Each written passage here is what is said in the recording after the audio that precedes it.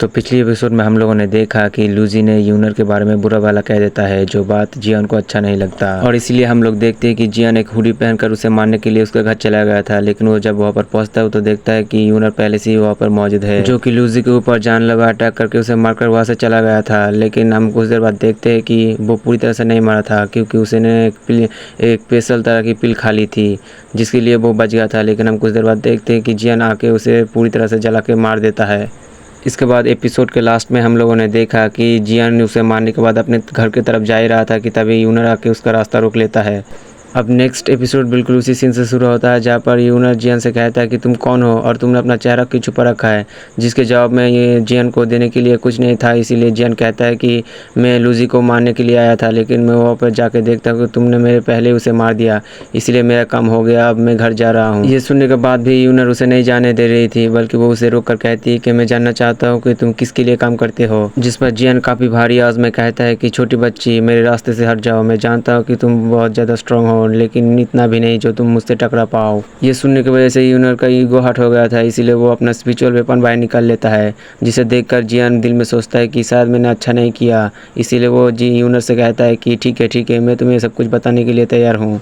फिर जियान बताना शुरू करता है कि लूजी ने भरे बाज़ार में एक लड़की को छेड़ने की कोशिश की, जिसका दोस्त मुझे पैसे देकर कहा कि मैं उसे जान से मार दूं, और मैं जब वहाँ पर पहुँचा तो मैं देखा कि तुमने उसे पहले ही मार दिया है, इसलिए मेरा काम हो चुका है, अब मुझे जाने दो। यूनर ये सारी बातें सुनने के बाद कहता है कि अच्छा, तुम जियान के लिए काम करती हो। फिर जियान सारी हिला के कहता है कि हाँ, मैं जियान के लिए काम करता हूँ, मेरा काम हो चुका है, अब मुझे जाने दो। उसके बार बार यहाँ से जाने वाली बात सुनकर यूनर को जरूर थोड़ा सा शक हुआ था, लेकिन उसके बावजूद वो कहता है कि मैं पहले तो तुम्हारा शुक्रिया अदा करना चाहूँगा, उसके बाद मैं तुम्हें रिक्वेस्ट करता हूँ कि प्लीज़ आज यहाँ पे जो भी कुछ हुआ है इसके बारे में तुम जियान को मत बताओ, क्योंकि मैं नहीं चाहता कि जियान मेरे बारे में कुछ ऐसा जान पाए। जियान ये बातें सुनकर कहता है, भला ऐसा क्यों, तुम तो काफ़ी ज़्यादा स्ट्रांग हो, फिर तुम इसे क्यों नहीं बताना चाहती।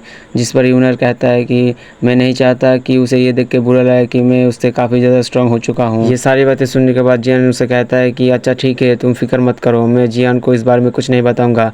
जो सुनकर यूनर उसका शुक्रिया अदा करता है और फिर वहाँ से चला जाता है। उसके जाने के बाद हम लोग देखते हैं कि जियान यूनर से काफ़ी ज़्यादा प्यार करने लगा था, और फिर वो कहता है कि ये मेरा कितना ख्याल रखती है। जियान की इस फीलिंग के बारे में जब मास्टर को पता चलता है, तब मास्टर कहता है कि देखो बच्चे, या तो तुम अपने गर्लफ्रेंड के साथ मजे कर सकते हो, या फिर तुम स्ट्रांग बनने के लिए ट्रेनिंग कर सकते हो। तुम एक ही वक्त पर दोनों चीज़ों में ध्यान नहीं दे सकते, इसीलिए तुम्हें खुद ही डिसाइड करना होगा कि तुम क्या चाहते हो।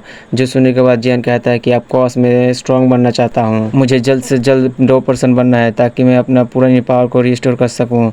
जो सुनकर उसका मास्टर उसे कहता है कि ठीक है, लेकिन तुम्हें इसके लिए ये चीज़ें इग्नोर करनी पड़ेगी। जिस पर हम लोग देखते हैं कि जियान भी अपने मास्टर के बात मान गया था, और फिर वो दोनों ट्रेनिंग करने के लिए चले जाते हैं। जबकि दूसरी तरफ हम लोग जियाली फैमिली का यह मास्टर को देखते हैं, जो कि लूजी के कमरे में आ चुका था, और वो आके देखता है कि वहाँ पर लूजी की लाश तक नहीं बची, बल्कि वो पूरी तरह से जलकर राख हो चुकी है, और उसे समझ नहीं आ रहा था कि ये सब किसने किया होगा। तभी उसका बेटा कहता है कि शायद ये जाओ फैमिली ने किया होगा। जो सुनकर जियाली फैमिली का मास्टर कहता है कि नहीं, ऐसा नहीं हो सकता, क्योंकि पूरे जाओ फैमिली में ऐसा कोई पावरफुल वॉरियर नहीं जिसके पास इतना पावरफुल फ्लेम हो। यह वो ये सारे बातें कह रहा था कि तभी उसका बेटा पीछे से आके कहता है कि मैं कल जियान के साथ फाइट किया था, और मुझे फाइट के दौरान मालूम हुआ कि जियान का पूरा पावर वापस आ चुका है, यानी कि वो अब पहले की तरह दोबारा से बहुत ज़्यादा स्ट्रांग हो चुका है, और मुझे लगता है कि ये सारे काम उसी ने किया होगा।